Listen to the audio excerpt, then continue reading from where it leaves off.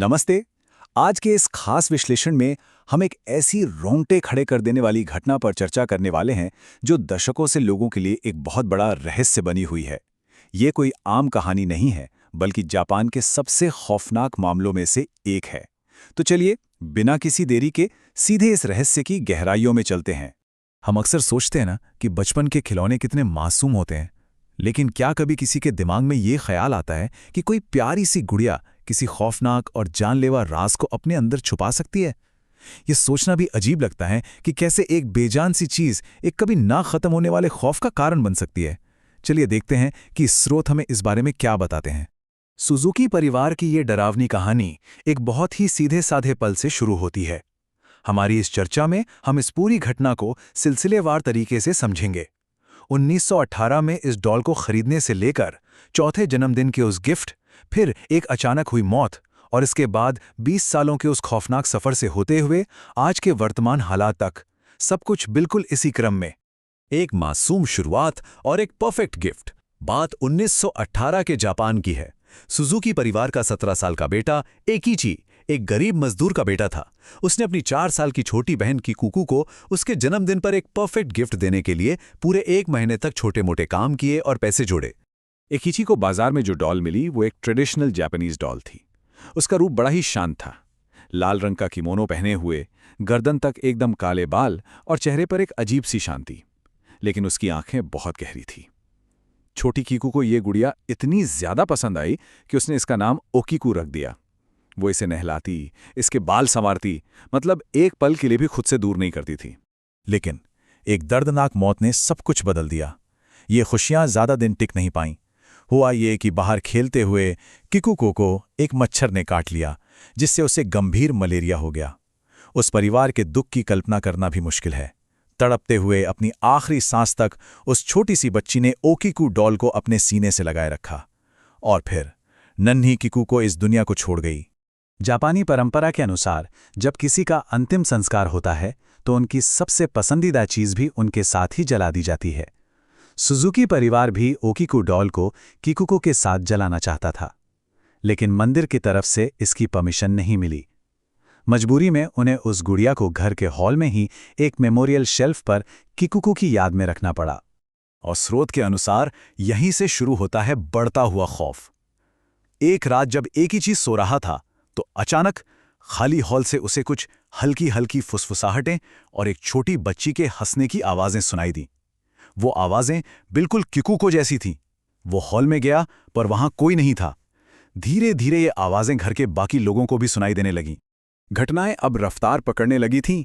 एक दिन एकीची काम से लौटा तो उसने देखा कि एक बंद कमरे में किकुको की सारी ड्राइंग्स बिखरी पड़ी हैं और ओकीको डॉल बिल्कुल उन ड्राइंग्स के बीच मौजूद है, जबकि खिड़कियां बंद थीं और घर पर कोई नहीं था। इसके अलावा दिन के उजाले में छोटी बच्ची की परछाइयां दिखना और अजीब आवाजें आना अब उनके लिए एक रोजमर्रा की बात हो गई थी।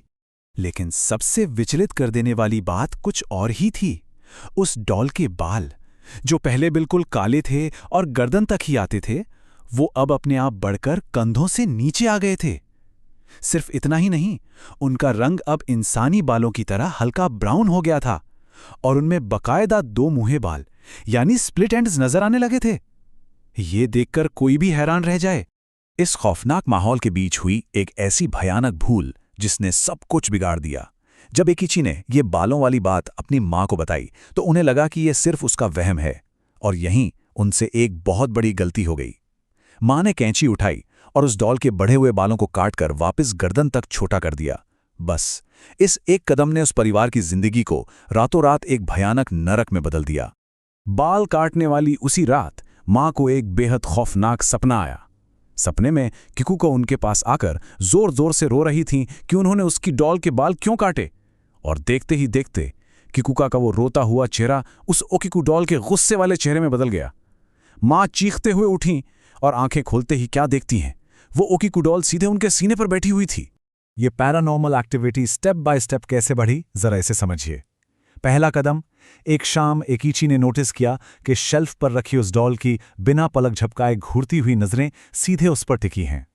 दूसरा कदम, उस डॉल ने धीरे से अपनी गर्दन खुद ब खुद उसकी तरफ घुमाई। और तीसरा, सबसे डरावना कदम, उस बेजान डॉल ने अपनी पलकें झपका दीं। अब हालात हाथ से निकल चुके थे। लगातार आते इन भयानक सपनों और बढ़ती घटनाओं से घबराकर एक दिन पिता ने उस डॉल को हमेशा के लिए दफनाने का फैसला किया। वो पास के एक खाली मैदान में गए और उस ओकीको डॉल को जमीन में गाड़ दिया। उन्हें लगा कि चलो, अब जाकर इस खौफ से छुटकारा मिलेगा। लेकिन वो पूरी तरह गलत थे। उसी रात अचानक मेन डोर पर किसी ने बहुत जोर जोर से पीटना शुरू कर दिया। आवाज ऐसी थी मानो छोटी किकुक्कू दरवाजे के बाहर दर्द से चीख रही हो। वो दरवाजा पीटने की आवाज इतनी तेज और हिंसक हो गई कि पूरा घर किसी भूकंप की तरह बुरी तरह हिलने लगा। कुछ देर बाद हिम्मत करके पिता ने दरवाजा खोला और सामने का नजारा रूह कपा देने वाला था। ओकीको डॉल दरवाजे पर खड़ी थी और देखते ही देखते उस डॉल के बाल तेजी से बढ़ने लगे। वो बाल सांप की तरह लहराते हुए सीधा पिता की गर्दन से जा लिपटे और उनका गला घोटने लगे। वो दर्द और घुटन के मारे जमीन पर गिर पड़े। और तब एकदम आखिरी पल में एकीची ने उस डॉल की तरफ देखकर जोर से अपनी मरी हुई बहन का नाम पुकारा, किकुको।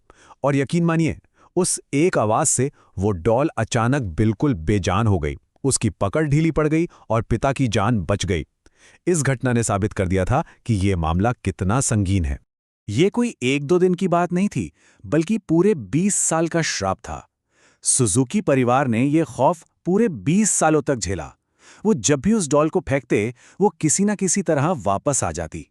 और सबसे अजीब बात तो ये थी कि हर साल जब भी किकुको का जन्मदिन पास आता, घर में ये डरावनी घटनाएं अपने चरम पे पहुंच जाती थीं।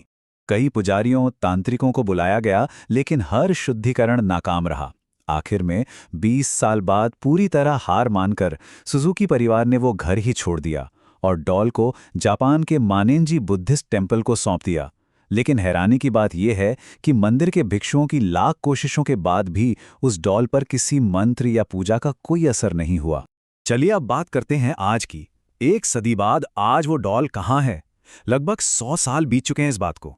वो डॉल आज भी उसी मानेजी मंदिर के अंदर रखी गई है, लेकिन आज वहां इतने कड़े नियम लागू हैं जो इस बात का जीता जागता सबूत हैं कि ओकीको डॉल का वो रहस्य आज भी खत्म नहीं हुआ है। आज के समय में उस डॉल को एक बॉक्स में बेहद सुरक्षित तरीके से पैक करके रखा गया है। टूरिस्ट वहां जा सकते हैं, लेकिन किसी भी तरह की फोटोग्राफी की सख्त मनाही है। और सबसे बड़ी चेतावनी ये है कि कोई भी उसे ज्यादा देर तक घूर कर ना देखे, क्योंकि जो भी ऐसा करता है उसे उस डॉल के खौफनाक सपने आने शुरू हो जाते हैं। और ये बात तो विज्ञान को भी हैरान कर देती है। इतने सालों बाद भी आज भी उस डॉल के बाल इंसानों की तरह ही लगातार बढ़ रहे हैं।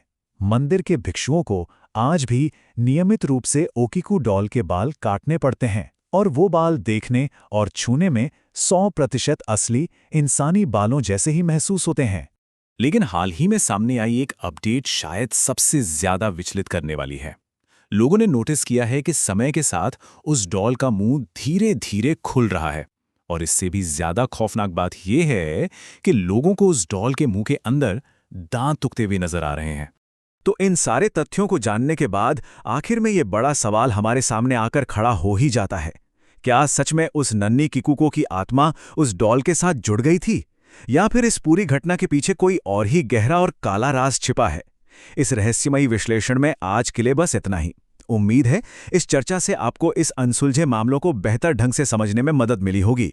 हम जल्द ही एक नए और दिलचस्प विषय के साथ फिर मिलेंगे।